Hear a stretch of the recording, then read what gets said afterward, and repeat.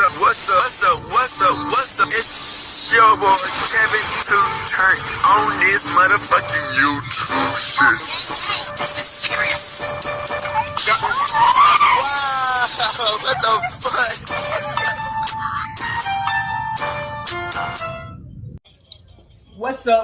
fuck? What's up?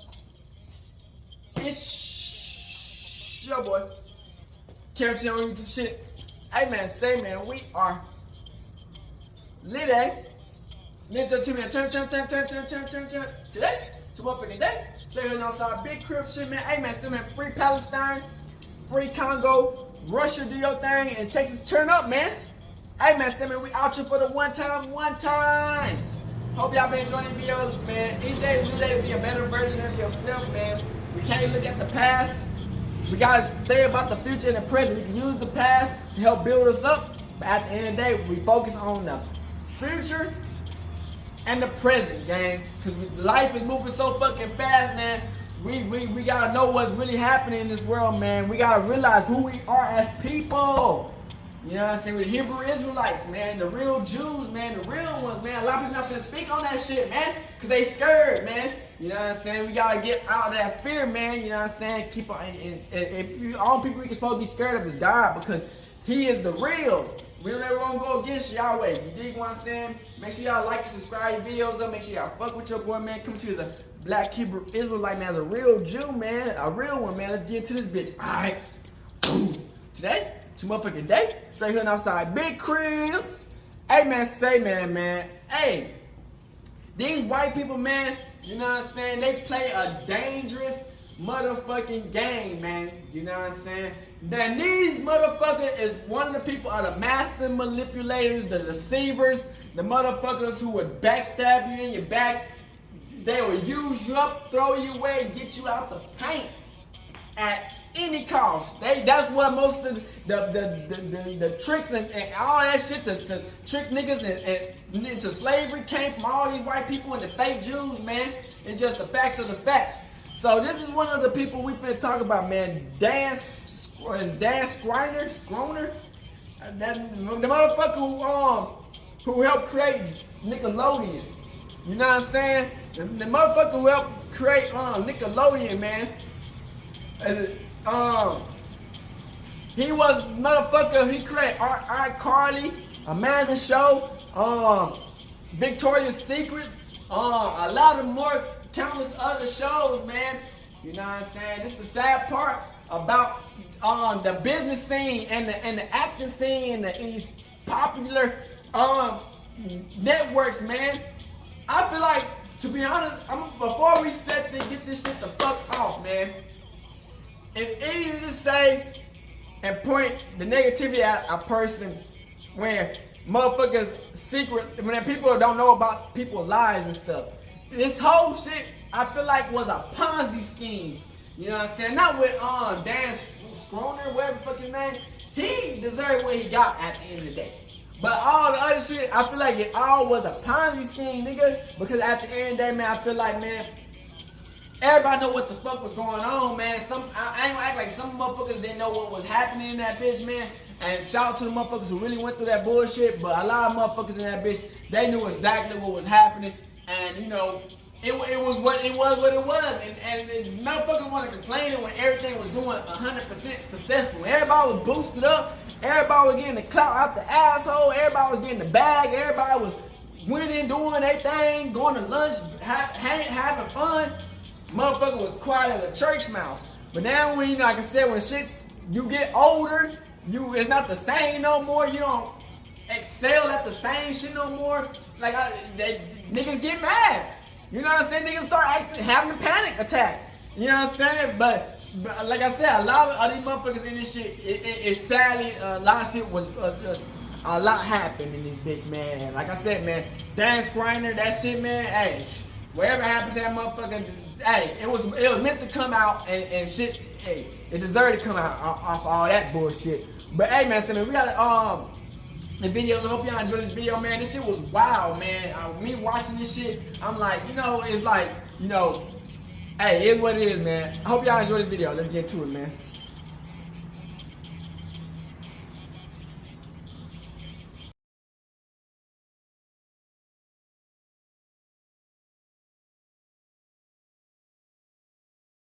Man, say man, hey, if they want to expose everything that Diddy does, we going, hey, Dan Schneider, you know what I'm saying? Hey, it's what it is. Is it a coincidence that 3 convicted pedophiles were working at the largest children's television network during the peak of its success and popularity? What if I told you that there was also a convicted pedophile managing the children that were often cast on the network's shows? What if I told you that many of the underage girls were forced to kiss men over the age of 18 on camera? And then what if you found out that multiple of these young victims grew up and were caught performing inappropriate sexual acts with children themselves, repeating the cycle of abuse? These are not rumors. These are facts. When you combine these facts with the realization that many of the jokes, physical comedy, outfits, and even random pieces of the set were sexual innuendos, at some point you'd start to eliminate the possibility of this being a coincidence and start thinking this was all by design.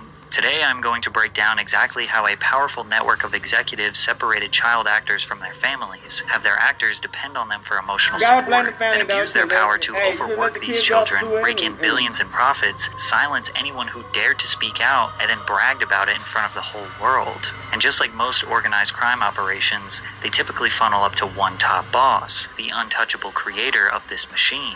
Insert Dan Schneider, the man behind the camera, the esteemed Nickelodeon producer who created some of the most iconic children's television programs in history. At the end of the day, I love it when the cast gets sassy with me because I get to write all the scripts with some very talented writers, but I can put them in any horrible predicament I choose. Dan Schneider was a child actor himself, most notable for his role as Dennis on Head of the Class. During this time, he and his co-star Brian Robbins became great friends. The pair were later asked to co-host the second annual Kids' Choice Awards by a Nickelodeon producer called Albie Hecht. The 3 men struck a friendship and frequently discussed creating a project together. By 1993, Hecht had become a high-level executive at Nickelodeon and challenged Robbins to pitch him a children's television series that their new production studio could pitch to Nickelodeon. At the time, Nickelodeon was not yet the powerhouse it would become. The network struggled to become profitable in the 80s as they were losing millions of dollars per year. One year, they were actually the lowest viewed network out of all U.S. cable channels. Early 90s cartoons like Doug, Rugrats, and Ren and Stimpy were allowing the network to pick up higher viewership, but their live-action shows struggled. So Brian recruited Dan and they came up with a sketch comedy show like Saturday Night Live, but for children, called All That. Dan wrote in his personal blog, "We did a nationwide talent search and got very lucky. Every kid we ended up hiring for the original All That cast turned out to be fantastic. Josh Server, Kenan Thompson, Kel Mitchell, Katrina Johnson, Lori Beth Denberg, Angelique Bates, and Alyssa Reyes." Dan recalled that the show didn't test well and that the network felt like kids wouldn't like a sketch comedy show, but they took a chance on him and the show immediately became a huge success for Nickelodeon as soon as it aired. All That would go on to have 10 seasons and become one of the most culturally significant teen Nickelodeon shows of all time. Imagine how proud the executives were of Dan's performance. They were finally getting the big break they needed, and Nickelodeon was coming closer to becoming a profitable network. The only thing that could ruin their momentum would be some sort of scandal or reports of child abuse. And that's exactly what happened, according to Angelique Bates, who was only 12 years old when the abuse began. But first, a quick word from 1992 to 1996,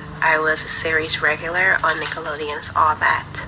I was only 12 years old, and that's when my nightmare began. I was physically, mentally, emotionally abused in front of the producers and cast members, and sometimes they could even hear me yelling. But nothing was done to help me until approximately 1996 when CPS was called. And when CPS came, I was pressured by all the adults that were set to protect me to stay silent. I did, and I have. But I can no longer stay silent, and I won't. You saw them chicks. My name is Angelique Bates, Like that, and I am an adult survivor of child abuse, and this is my story. Angelique is the first known survivor who has spoken up against Nickelodeon's corrupt practices, and her story is extremely important because it also highlights the parents' involvement in such abuse. Angelique recalls Nickelodeon producers being upset that her mom was constantly supervising her. They started having a bullseye for her was that she was one of the parents that was not going to leave me unattended on set because by law, parents are supposed to be there. So they didn't like that fact that she wouldn't believe me. Some parents would leave their kids unsupervised while they work. They trusted the producers and did not want to interfere with their child's opportunity to build a career for themselves. Angelique's mother was not like that, and she even recalled a time where someone made a sexual advance towards her and her mother threatened to sue the network. Unfortunately, Angelique's mother was also physically and emotionally abusive towards her, so she wasn't safe on set or at home. The double-edged sword with my mom. My mom's beating my ass, but then she's like protecting me from Nickelodeon all at the same time. Yeah, be like that. She blocked all that. Like I said, the reason why they started hating her was because she was blocking me from that and because she was turning down sexual advances from it. Angelique slowly received less and less work due to her mother's involvement and believed she was blackballed by Nickelodeon because she and her mother could not be controlled. And because no wrongdoings were ever officially reported, all that ratings continued to soar. The series propelled the careers of cast members Kenan Thompson and Kel Mitchell, who starred in the first All That spin-off, Kenan and Kel. The show originally aired on Nickelodeon for 4 seasons from 1996 to 2001 and was equally as successful as All That, winning the Favorite TV Show award at the 1998 Kids' Choice Awards. They also starred in the Nickelodeon cult classic film, Good Burger. However, with Schneider in charge, not much changed behind the scenes. Taisha Hampton, ex-wife of Kel Mitchell, spoke out on suspicious behavior she experienced on Nickelodeon sets. Taisha was married to Mitchell from 1999 to 2005, but they originally met on the set of Good Burger where she was casted as an extra. She too backs up the claims that parents were not around. And these parents, like Kel's parents, were not with him.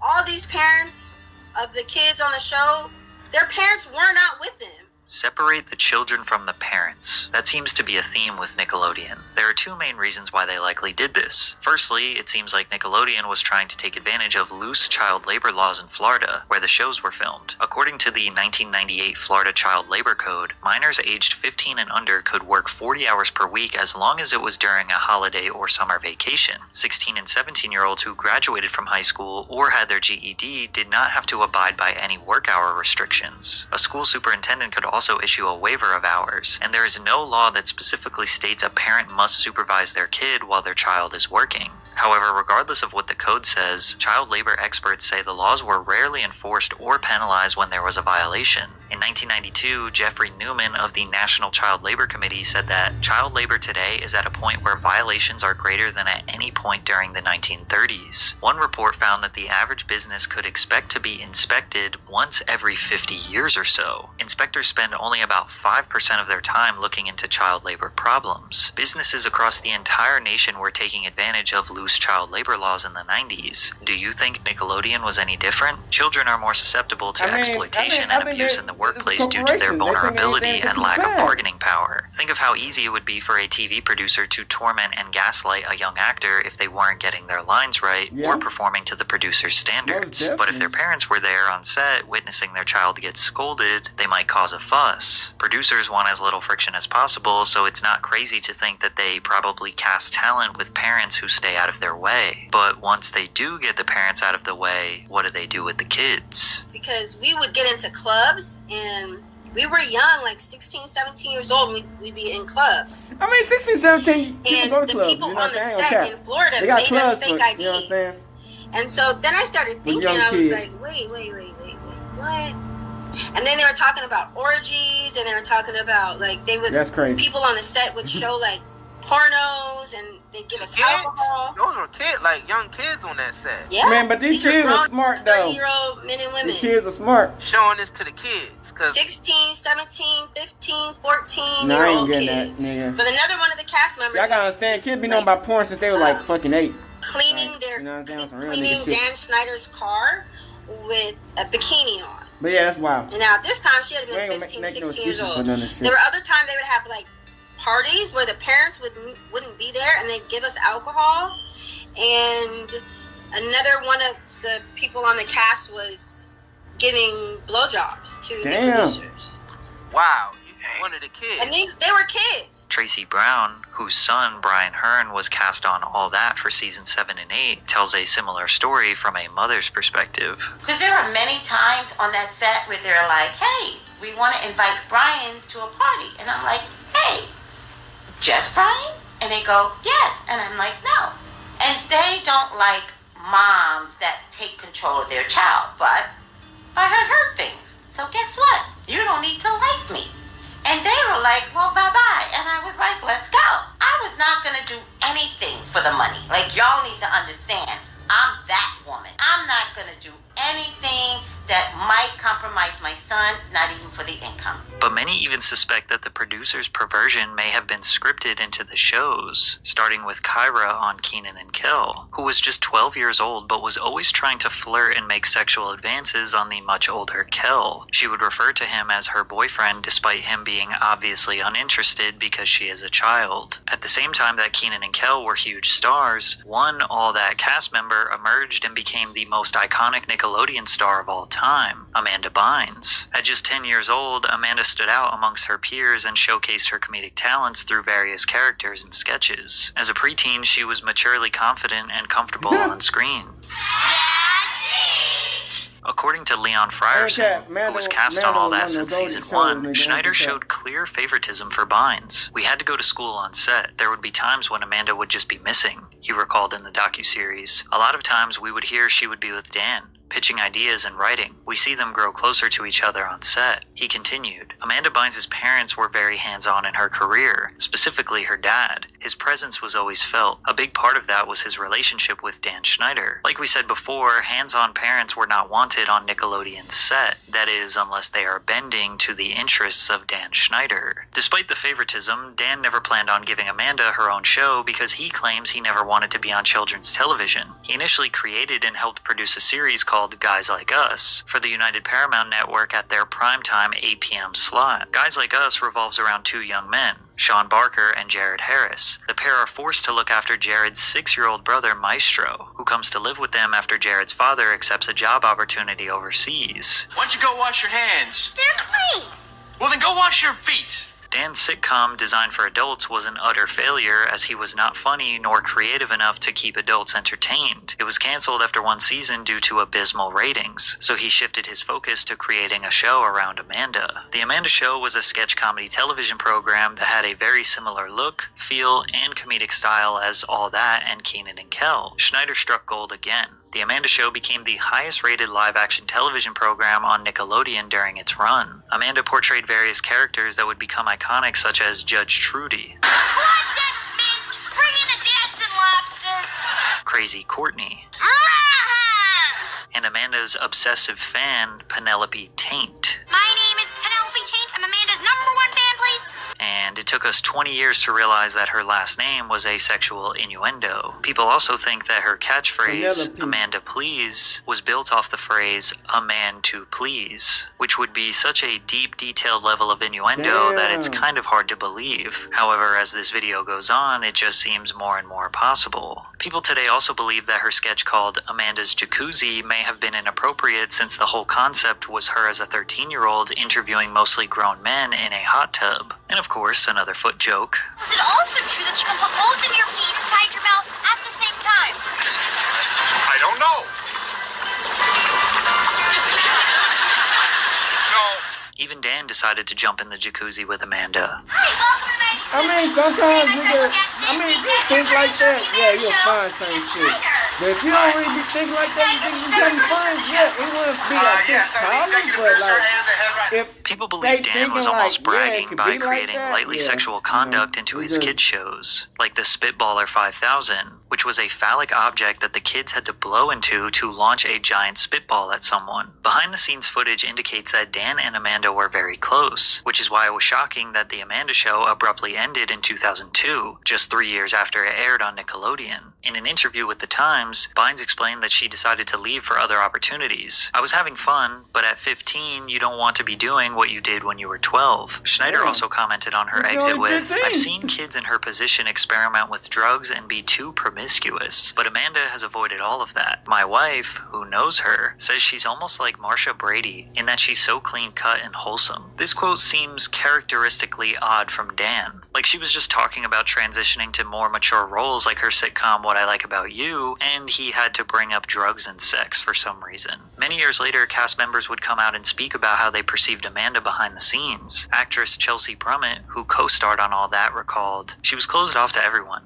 You'd ask her a question and she'd give you a quick answer to end the conversation. She was always defiant with her dad, but she tried to hide things from her dad. She always seemed like she was trying to hide things. they would butt heads. This recountment does line up with the timeline of 2003, where Amanda sought to be emancipated from her parents at just 17 years old. In June of 2003, Amanda's agent, manager, and lawyer were all abruptly fired by her parents. The young star, now 17, was seeking legal emancipation from her parents, who were furious when they discovered that the reps had concealed this fact from them. Unfortunately, Amanda was not able to successfully get emancipated. During this rough patch in her life, Bynes reportedly leaned on Schneider and his wife, Lisa Lillian, for support. She was spending a lot of time with us, said Lillian, but she never left her family's house. This direct quote from Dan's wife is strong evidence that Dan and Amanda were close off set. Amanda has spoken out very strongly against her father and maybe at the time looked at Schneider as a replacement father figure. Dan also recently recounted a night where Amanda ran away from home. One night, it was very late, well after midnight, 1 or 2 in the morning. Phone rang. I answered. It was Amanda. She was upset. She was in distress. She had had some conflict with her parents, I think her father, and she called me. I was immediately concerned about her safety. I called someone who I knew was fairly nearby. That person was able to go and pick her up. Then I knew she was safe. I felt better.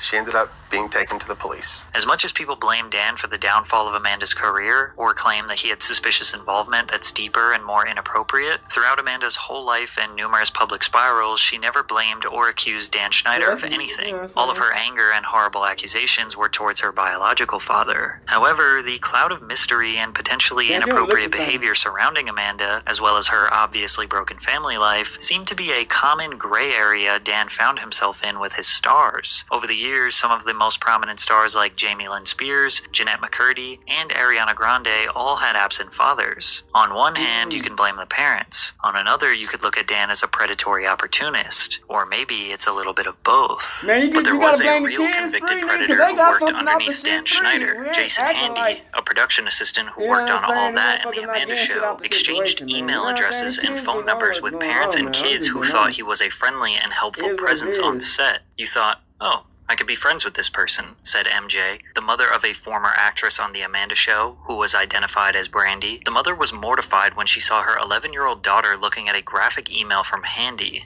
It was a picture of him naked, masturbating. And he said he had sent it to her because he wanted her to see that he was thinking of her.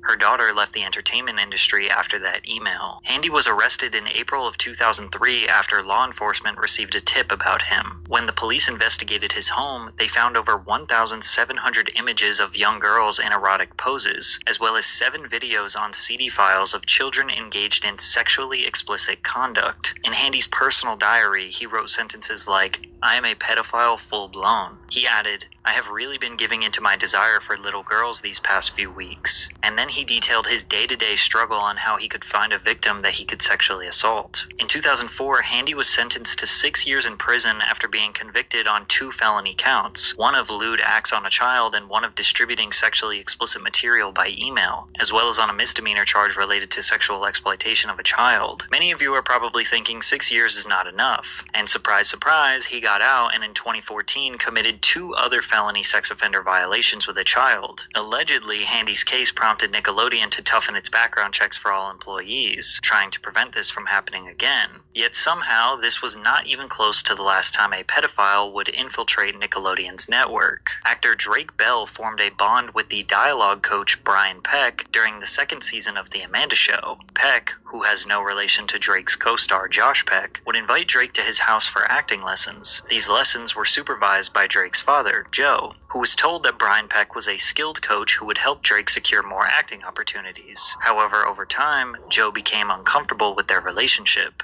And unfortunately, I started seeing Brian start to just hang around Drake too much. And it didn't set well with me. Drake would be in the dressing room or something, and in would pop Brian, and just touch Drake. You know, do things that, wait a second, what are you doing? Drake can put that on himself.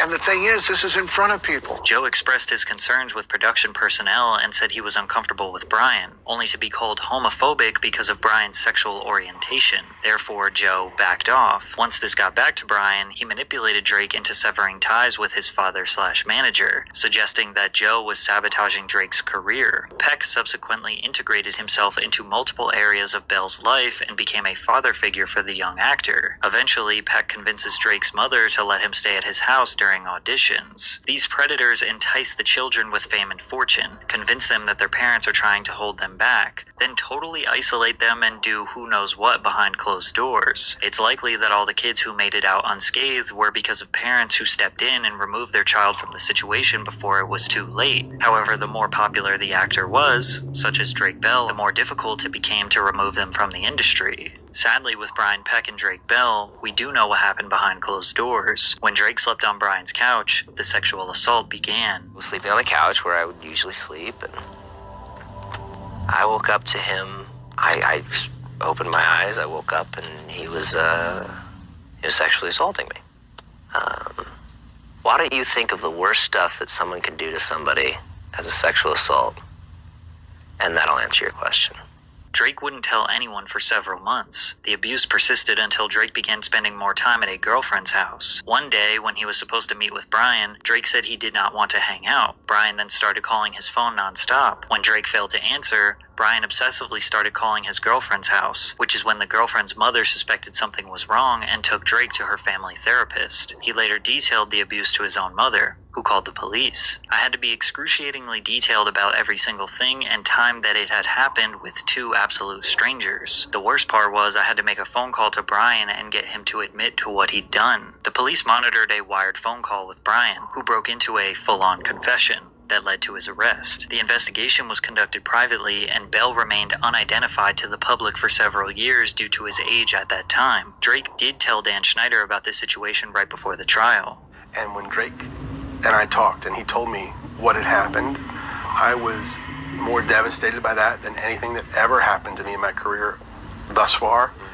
And I told him, I'm here for you. What do you need? But Drake's mom, a lovely woman who I stay in contact with this day, she came to me at the time and she said, Dan, I'm not good with words like you are. And would you help me with my speech for the judge? And I said, of course. And I did. During Brian Peck's trial, numerous prominent figures in the entertainment industry wrote letters of support vouching for his character, including James Marsden, Taran Killam, Growing Pains star Alan Thicke, Boy Meets World actors Will Friedle and Ryder Strong, among others. Some of these figures, including Friedle and Strong, have since expressed their regret over writing the letters and stated that they were manipulated by Peck's misinformation. Brian Peck was convicted of child molestation in 2004, pleading no contest to a charge of oral copulation with a minor under 16 and a charge of performing a lewd act with a 14 or 15-year-old. He spent only 16 months in prison and was mandated to register as a sex offender. And if you are surprised at that abysmally low sentencing, Peck got out and secured a job working for Disney's The Sweet Life of Zack and Cody in 2006, where he voiced London Tipton's talking mirror for 3 episodes. The Disney Channel hired a registered sex offender. Despite these horrible circumstances, Drake remained in the industry and would go on to star alongside Josh Peck in their legendary buddy comedy, Drake and Josh, which again caused the network's ratings to explode to new heights. The series premiere was watched by 3.2 million viewers, the network's highest rated series premiere in nearly 10 years. Drake and Josh episodes regularly saw viewership upwards of 5, 6, 7 million. As of 2006, the show ranked consistently among the 10 most watched cable shows across all of television, and you could just add Zoe 101 to the list of Dan's dominant programs, which saw an average of 3 million viewers per episode. It was on the set of Zoe 101 where even more photos emerged of Dan getting a little too comfortable with the cast, particularly Erin Sanders, who was merely a child being held and coddled on Dan's lap. You can also see this photo where Dan's hand is resting on the child's lower back. Zoe 101 also had 34 different kissing scenes across its 4 seasons. While this may not seem that strange for a teen drama show, it did often lead to underage female actresses kissing over 18-year-old males. Brando Eaton was 20 years old and Victoria Justice was 14. Victoria at this time also had to kiss Jaron Vosberg, who was 18.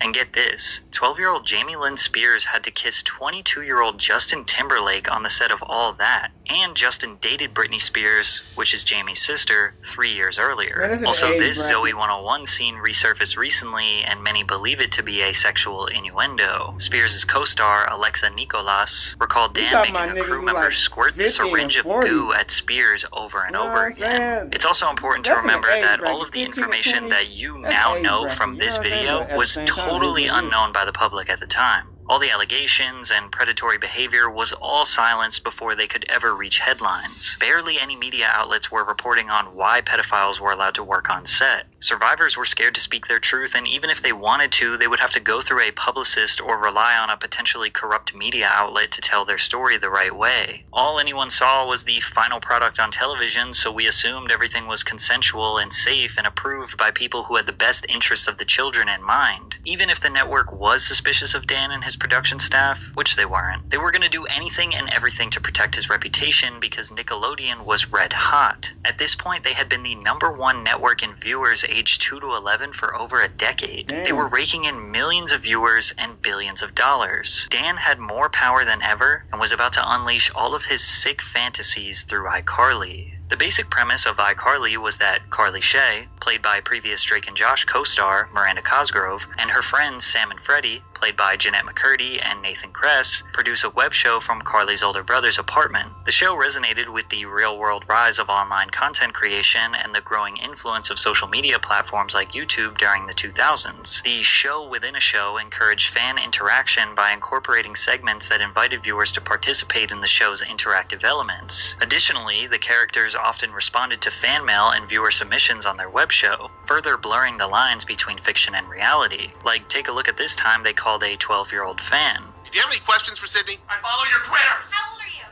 I'm 12. No way, I just turned 16. You're 12? Yes. I'm like a little over double that. Yeah, Jerry's all old. So what do you like about iCarly? I love it. It's really funny. Anything else you want to know about iCarly or any questions or anything? No. No, you're all set? Nope. Thank you. Do you know what I know? Would you like us to get on a plane and come to your house? Yes. Oh, well, that's not going to happen. Oh, okay. Okay. Dan himself often communicated directly with fans on his blog, danwarp.blogspot.com, where he gave behind-the-scenes information and did Q&As. He also started giving tons of behind-the-scenes clips to his Dan Warp YouTube channel, giving us insight on the cast's uncomfortability around him. What? It wouldn't be a video from iCarly if I didn't do this to you. I don't know. Oh, yeah. What are you doing? I don't know. What's going on? What are you wearing today? Who did your outfit? I've had too much caffeine. Don't do anything with this footage. Please, it's so lame. Did you know that the average adult American male has 18 hairs on each of his toes? No. This is what happens when it gets late. Yeah, seriously. Let us go home, Dan. We would be home if you had gotten some of your lines right earlier in the day, right? Am I right? Yeah. Oh, yeah. Who's embarrassed now? Who's embarrassed? No. What are you doing? I'm scared. Jeanette. Hello. Susie May Page wants to know. My page. Yeah, if you could fill a pool with get out of here. Sorry. Wants to know if you could fill a pool with anything you like and swim in it. What would it be and why? Confetti, because it's a celebration in the pool. Okay, that makes no sense. Okay. Miranda. Pineapple juice. What? I didn't ask the question. Oh, sorry. Well, I heard. I was thinking this whole time. Okay, the question is, if you wanted me to hit you with a bottle of something, what would it be? Pineapple juice? Okay, here comes. This is why I'm in Hollywood. Yeah, eat your cereal, kids. Did she say nice things about me? Because I will tase her if necessary. Uh-oh. I have the taser. We haven't had to use it in a long time. I said lots of nice things. No, I said nice things about you too. Oh. That's gonna get on TV. That's gonna get on TV. In these clips, you can get a glimpse of Dan's unpredictability. I mean, just look at how Miranda steps away from Dan as he proceeds to make his way around her back, and then hooks her from behind as she stands awkwardly still. As you can see, while Dan is shoving a camera in these actors' faces, they're often confused. Is he joking? Is he angry? Is he creepy? Is he going to touch them or grab them? They look extremely uncertain around him as he talks to them like a classic jester. But iCarly was a massive success for the network. network throughout its 6 seasons from 2007 to 2012. The pilot episode debuted on Nickelodeon to an audience of 4.1 million, followed by the second episode on the same day with 3.9 million viewers. The show was nominated for an Emmy Award for Outstanding Children's Program 5 times and averaged 4.6 million viewers throughout its time on Nickelodeon. Somehow, Dan managed to outdo Drake and Josh. But looking back on the show, many of the jokes and innuendos were more blatant than we remember. How long? 3.2 seconds. Yeah! That's the longest it's ever taken you to beat me. Or how about the sack, which was Dan making fun of the Snuggie. You're just sitting on your couch, trying to polish your bowling ball, but your blanket keeps flying off your body. Oh, my blanket keeps flying off my body. Like, are we reading into it too much, or is polishing your ball while advertising the sack not strategic? They mentioned that the sack comes in 4 different colors. The sack comes in rash red, mucus green, husk yellow, or blue. The shows are always displaying close-ups of feet and putting cast members in predicaments where they have to touch each other's feet. Nobody thinks feet are this funny, especially not for them to be such a recurring bit in a television show. Many have pointed out that the Nickelodeon logo at one point was a foot, suggesting that Dan's influence was so strong he got them to change their logo momentarily to his fetish.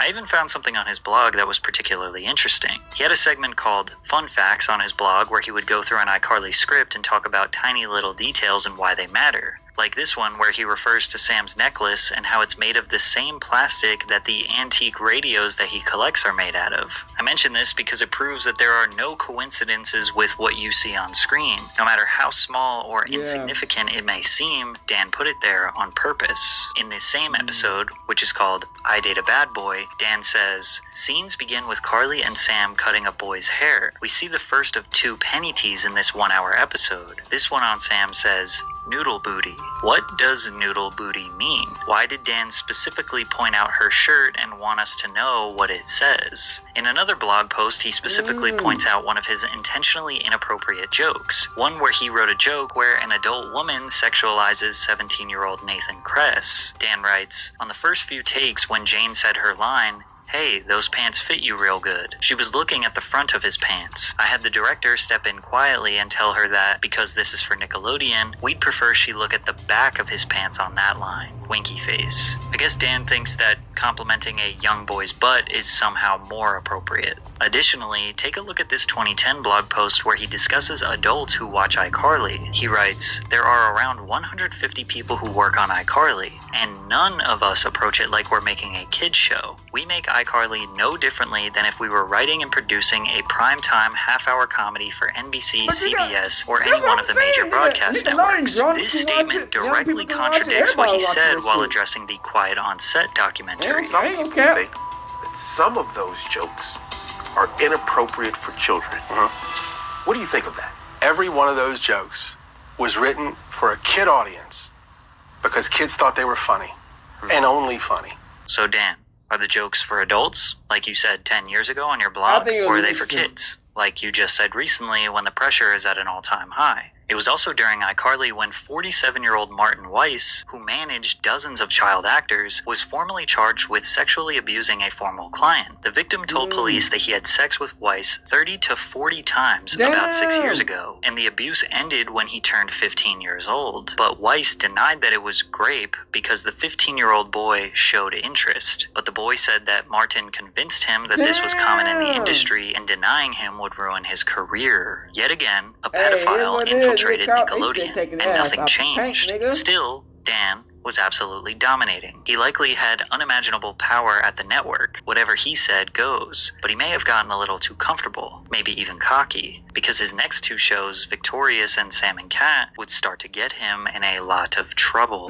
Schneider was challenged with writing a competitor to Disney Channel's Hannah Montana. Zoe 101 had recently ended, and Dan knew that featured actress Victoria Justice had star power. If there is anything I've learned about kids today, and I'm not saying this is good or bad, it's that they all want to be stars. This direct quote from Dan potentially backs up accusations that he uses these teenagers' desires for stardom to manipulate them. Ironically, the plot of Victorious is about a girl who attends a performing arts school and aspires to be a famous singer. In 2010, iCarly and Victorious were the top 2 live-action shows on Nickelodeon. helping Nick maintain its 16-year status as the #1 network on all of cable. Victorious aired from 2010 to 2013 through 4 seasons, winning Favorite TV Show at the 2012 and 2013 Kids' Choice Awards, beating out iCarly, as well as receiving 4 Emmy nominations. To the surprise of no one, Dan created another iconic children's TV show, but at what cost? Before the show premiered, Nickelodeon Productions partnered with the Columbia Epic label group of Sony Music Entertainment to co-produce the series to develop talent and release their music. Ariana Grande famously got her big break on Victorious. She was the perfect addition to the show due to her amazing singing capabilities, but her role on the show was the airheaded girl who says literally anything that is on her mind, perfect for Dan to take advantage of and insert more innuendos. Sometimes I wonder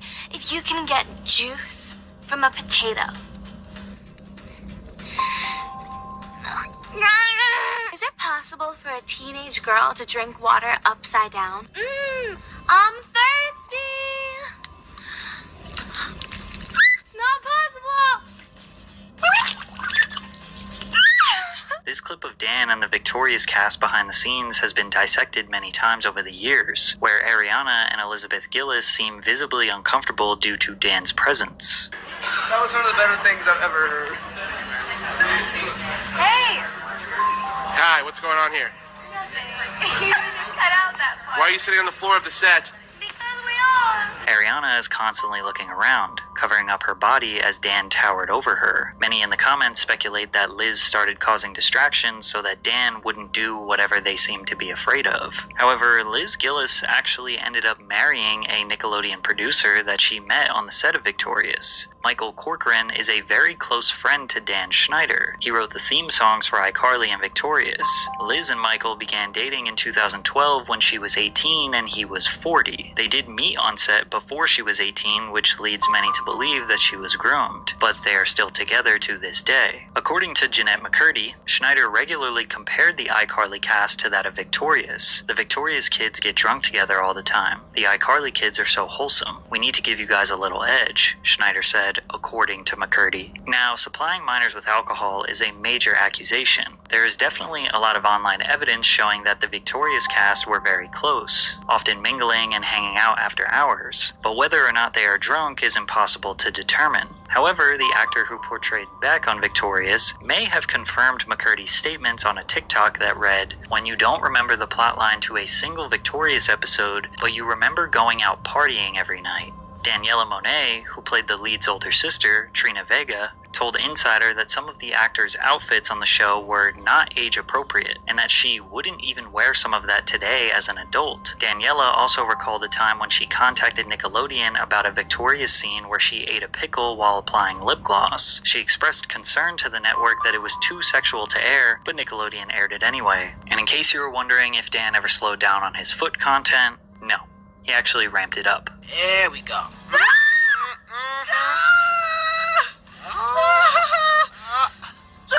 Spread your toes, girl. Woo! I still say this is not performing. How about 2 girls fighting over a guy's foot while he sings a song? Wow, they're really soft. Nurses, feel these kids' feet.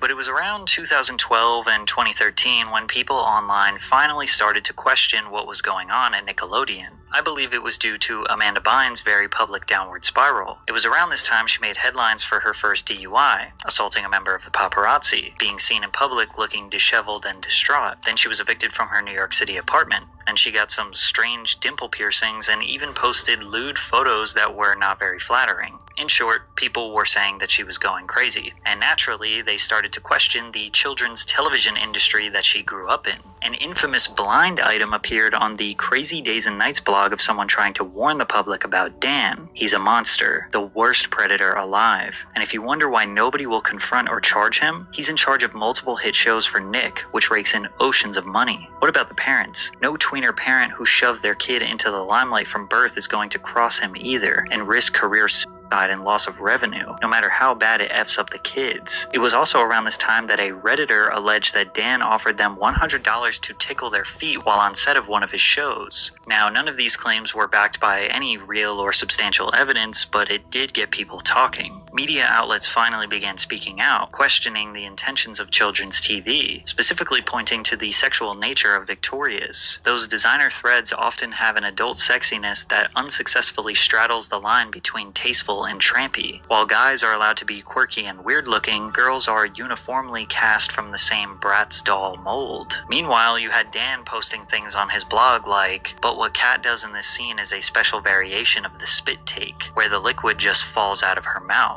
Yes, this is what I do for a living. I analyze the various kinds of spit takes. Not a bad job," smiley face. After this quote from Dan, we now know that this photo, which is on the official Zoe 101 IMD page, showing Victoria Justice with spit falling out of her mouth, is probably his creation. You also had people in the early 2010s analyzing his old tweets, ones where he was constantly talking about people's feet and toes. "This toe belongs to one of the stars on one of my shows. Whose toe is this?" To which he later tweeted, "The toe belongs to the sweet and hilariously talented Miss Jeanette McCurdy. Sam and Cat tomorrow. Right on the bottom of your foot, take a pic and use hashtag Sam and Cat Saturday. We will retweet and follow until our fingers get sore." I also found this extremely old Pepsi commercial Dan starred in the late 80s, which potentially features an innuendo with the lotion shot splattering on the guy's chest. Then the focus of the entire commercial being on his feet not wanting to touch the sand because it's hot. And of course, there's females in the background in their bikinis. Dan was unaware of the digital renaissance aiming to take him down, and he was as reckless as ever. iCarly was officially over, and Victorious was scheduled to end a few months later. Schneider decided to hit two birds with one stone and make a dual spin-off for both shows. He took a fan favorite from iCarly in Sam Puckett and a fan favorite from Victorious in Cat Valentine, and created a teen sitcom titled Sam and Cat. The premise of the show revolved around the unlikely friendship of Sam and Cat, who meet and become roommates in Los Angeles while starting their own babysitting business to make ends meet, which is basically the same plot as his failed primetime sitcom from the 90s. The pilot debuted on Nickelodeon to 4.2 million viewers and was surprisingly popular despite being a spin-off that was clearly inferior to its original shows. However, Sam and Cat only lasted one season and was cancelled following controversy behind the scenes. Firstly, Jeanette McCurdy posted this strange Vine.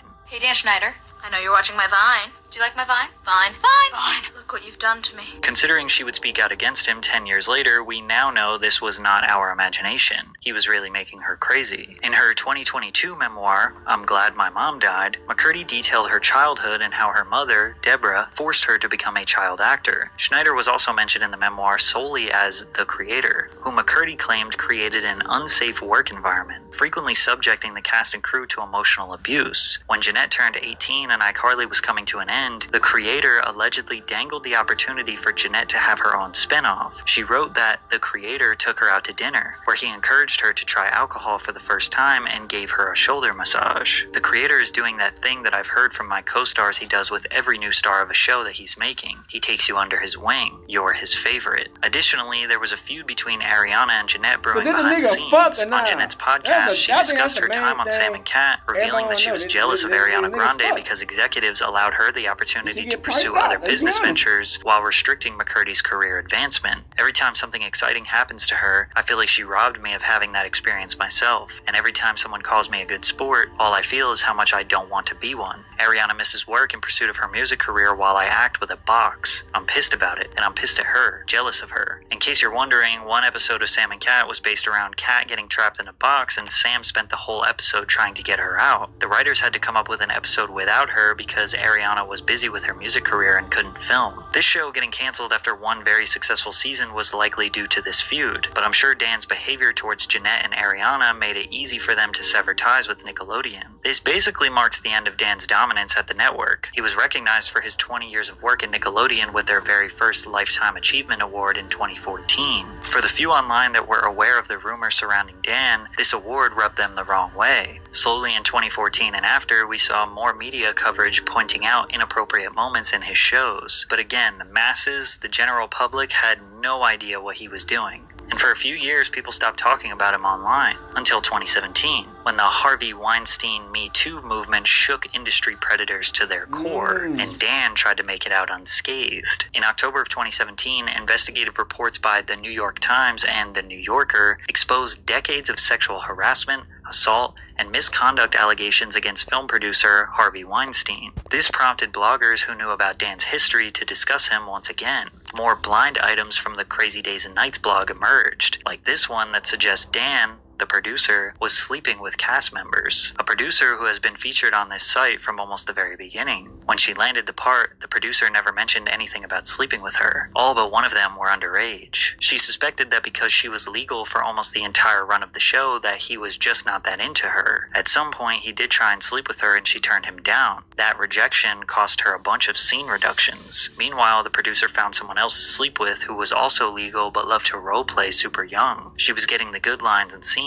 She was being offered crossover opportunities and new shows were being developed for her. And again, this could just be people spreading lies, but now the pressure was on, and Nickelodeon, Dan Schneider, they could feel the heat. Websites like The Revenge of the Sis became fully dedicated to exposing the creepy nature of the Nickelodeon network. Coincidentally, as the pressure was at an all-time high, Nickelodeon cut ties with Dan Schneider in March of 2018 and paid him the $7 million still owed on his contract. They claim this separation was a natural next step and they are proud of the work he did for Nickelodeon. Deadline Hollywood reported that there had been complaints about Schneider's alleged behavior, including his well-documented temper issues for years.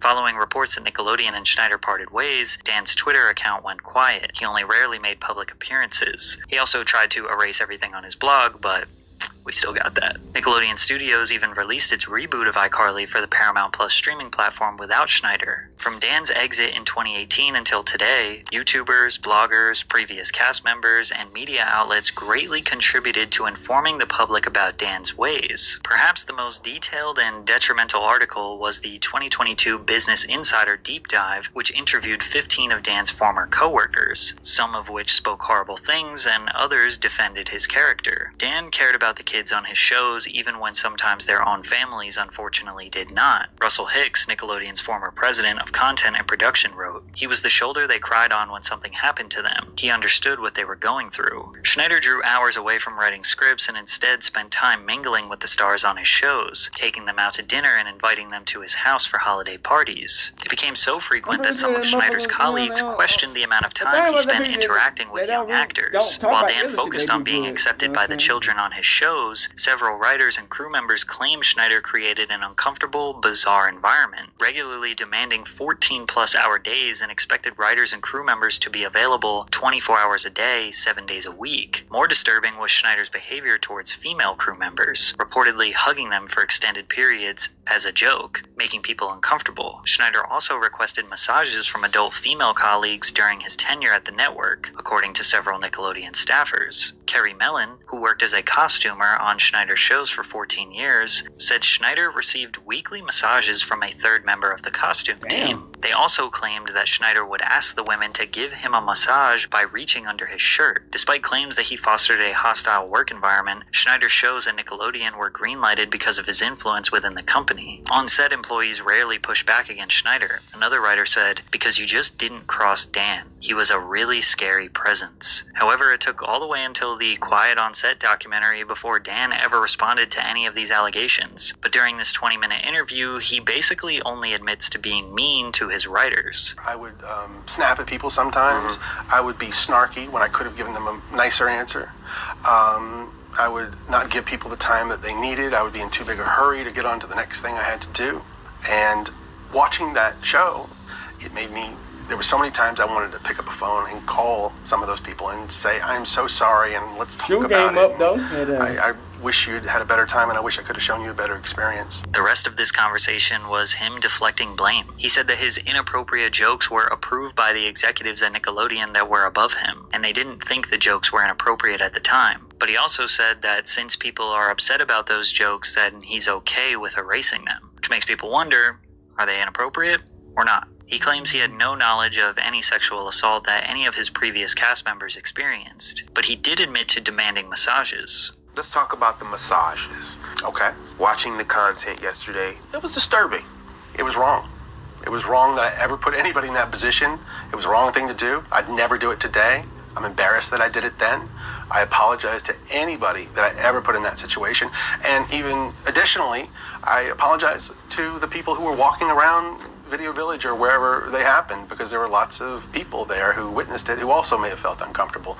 So I owe them an apology as well. Yeah. He 100% wholeheartedly admitted that he forced people to touch him, which is interesting because it becomes very difficult to believe that he would stop there. Perhaps the craziest part about this video is that there's still so much more that I could cover. Some people's entire YouTube channels are dedicated to bringing Dan's dark secrets to light. But I do want to leave off with this message. Just remember that it's easy to think that this is all just entertainment because, well, these allegations feature some of our favorite child stars. Remember that they were real victims that had to suffer. People have gotten so wrapped up and excited about this expose that they're now blaming innocent people for being complicit in these alleged crimes. For example, Zoe 101 star Matthew Underwood was getting death threats for not speaking out against Dan Schneider. So to prove to these people that he is innocent, he voiced 2 different times where he was sexually assaulted as a minor. So now, after hearing many of the allegations, the rumors, the testimonies, the convictions, the confessions surrounding Dan Schneider's time on Nickelodeon, is it all just a coincidence, a conspiracy, or a calculated crime conglomerate? They all success and they all got what they wanted at the end. And it might not have been what they wanted 100%, but they got what they got. And that's facts. Alright, we back. See, I see from that shit, man. The dude over Nickelodeon, you know what I'm saying? The white dude, man. He set up a Ponzi scheme, man. You know what I'm saying? He used the parents, the kids, the other people in the directory, you know what I'm saying? So, I mean, like I said, man, everybody benefited. You know what I'm saying? Let's not act like niggas didn't benefit, you know what I'm saying? Like I said, it was some actors in that bitch who did not benefit, you know what I'm saying? Because, you know, like I said, man, it's a dog-eat-dog world, man. You dig what I'm saying? Kids are smart. Parents are even smarter. It's a dog-eat-dog world, man. You know, a lot of people know about fame and success, you know what I'm saying? It's just the tricks and trade of the system. And at the end of the day, it's sad to say, a lot of these motherfuckers will do any and everything for that shit, man. Even the parents, man. And it's sad that, you know, a lot of people got put into that situation to where, you know, they kind of ruined their lives, maybe not materialistically, but like mentally and maybe physically, it ruined them, you know what I'm saying? A lot of these kids was put in a tough situation, man, and it's like, you know, they had flourished during, you know, it's tough when you growing up during when all the spotlight is on you. You know what I'm saying? It's tough. It's tough growing up when all the spotlight is on you. You know what I'm saying? When they count out all your mistakes, you got everybody wondering what you gonna say next, what you gonna do. You have all these motherfuckers who want you and shit. You know what I'm saying? It's just like, you know, when you going through life making like decisions and shit, and you making like moments, you can't really be a kid. You know what I'm saying? You gotta be an adult. Basically, you know what I'm saying? It's like, you know, a lot of these people in these families, they have bad families. You know what I'm saying? You dig what I'm saying? Like me coming up as a kid, man, you know, I was wild. You know what I'm saying? I'm a wild ass nigga. You know what I'm saying? I knew what porn was when I was like young as hell. I knew what sex was. You know what I'm saying? I knew almost everything to know about. You know what I'm saying? Yeah, you know what I'm saying? When I was a kid, nigga, of course I want me a bitch who was like 30 something. Nigga, like the chances, the possibilities, you dig what I'm saying? So it's like, I'm pretty sure these niggas knew exactly what the fuck was going on, you know what I'm saying? But I'm just thinking that a lot of times, man, when you have the spotlight on you, and you making all this goddamn money on, then everybody want you to do this and do that. Your parents really not helping you out some as much, but they ain't. You know what I'm saying? You been in the moment of like, man, I'm just trying to have fun. I'm trying to make some money on. I'm trying to help my family out. I'm trying to get shit started. Because if I don't get shit started, nigga, hey, we fucked. You know what I'm saying? And so a lot of these motherfuckers, man, didn't have the success of what average person would have, where they already got the money on, the attention, the fame, so they just jump on this bitch and they stand their ground. A lot of these motherfuckers don't have that. Like, you know, unfortunately, you know, I feel like the worst one was when it be a nigga touching a little boy, you know what I'm saying? That shit wild, you know what I'm saying? At the end of the day, man, that shit is crazy, man. The way this society is, man, you know, everybody know what gay is, everybody know what sex is, everybody know what everything is, you know what I'm saying? So I always say, man, we can't just blame the kid, but just blame the people. Sometimes it does be the kids, man, you know what I'm saying? And it's like, you know, we ain't gonna act like, you know what I'm saying, we just gonna put all the blame on the kids. That's like not really in the mind frame, but like, you never know what motherfuckers go through at home. You know what I'm saying? Motherfuckers might go through some shit at home, or they might go through some shit, you know what I'm saying, on their side shit, or they seen some shit, and but as far as Dan Schneider, man, that nigga was setting shit up, though. He was setting shit up with other motherfuckers to do other shit. It's like, that was really like a Ponzi scheme, nigga. They was really doing whatever they want in that bitch, man. Like I said, man, when you lit, you up, they fucking with you. Yeah, everybody fucking with you. But when you kind of down low, they be like, oh my goodness, did that really happen? Oh my goodness, I can never expected that. The whole time, all the motherfuckers was part of some bullshit, you know what I'm saying? So it's like, you know, I feel like, man, you know, Dan Schneider getting called out for all this shit that happened to him is reasonable, you know what I'm saying? And the people who got caught up beside him is reasonable, you know what I'm saying? It's like, you know, but at the end of the day, like I said, man, a lot of these motherfuckers got to a point where they all succeeded in some way or another, you know what I'm saying? But, you know, we not gonna justify the shit of, like, motherfuckers who actually been traumatized and abused by the shit, you know what I'm saying? Cause that shit is real, you know what I'm saying? A lot of shit, you know, hey, you come to as a kid, man, and you just wanna live life, wanna do kid shit, and you just get thrown into being a grown up off the bat, you know what I'm saying? That's why I be like, man, it's like people, the fame and the fortune, man, a lot of these motherfuckers do whatever, you know what I'm saying, out here, man, and it's sad, you know, it comes down to that, but, you know, we just gotta keep it real with ourselves, man, you know, kids are just like adults sometimes, man, you know what I'm saying, they would do whatever it takes to get to be successful.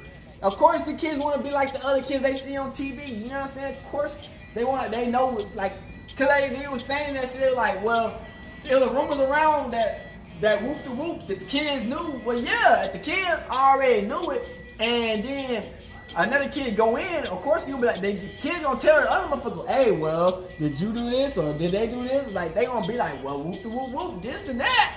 You know what I'm saying? So I feel like, man, a lot of times, man, we be giving the grown-ups too much credit. You know what I'm saying? And it is what it is, though. You know what I'm saying? Like, you know, Nickelodeon was, during that time, was lit as fuck. I ain't gonna cap. That was a lit ass time during Nickelodeon. You know what I'm saying? Unfortunately, it was all behind some shady ass, sexualized ass shit. You know what I'm saying? And, you know, that's the thing about working with kids and actors and all that shit. And, you know, you trying to make something shake. Anything can happen. When you got to set over 30 to 40 kids, you got adults who like 80, 60 adults in that bitch, you know, shit is wild, you know what I'm saying? So I looked at this shit, man, because I'm like, man, you know, Dan Schneider, man, you know, I feel like, man, he set up a lot of shit for that shit to happen, you know what I'm saying? Like, as far as the little jokes, but the jokes are funny and shit, but, you know, at the end of the day, man, it is what it is, man. You know, I'm not finna throw nobody to no fire or shit, like, on some BS, on some bullshit, you know what I'm saying? Like, this whole shit, man, it did ruin a lot of these motherfucking lives, no cap, but at the end of the day, man, you know, I feel like, hey, it was a Ponzi scheme. They knew exactly what happened. The kids knew what was going on, the parents knew what was going on, even the directors and the people knew what was going on. It was a Ponzi scheme, man, so at the end of the day, man, we got at the end of the day, man, place that blame and threat on a lot of motherfuckers. But yeah, like I said, Dan Schneider, I feel like he was a good person to, like, you know, because he was the motherfucker who was, I guess, who controlled a lot of the situation. You know what I'm saying? Like, I mean, like, nigga, as a kid, man, we made so many dirty jokes and shit, nigga. We made so many dirty jokes We had so many shit that's, you know what I'm saying, we knew was dirty. We had like, you know what I'm saying?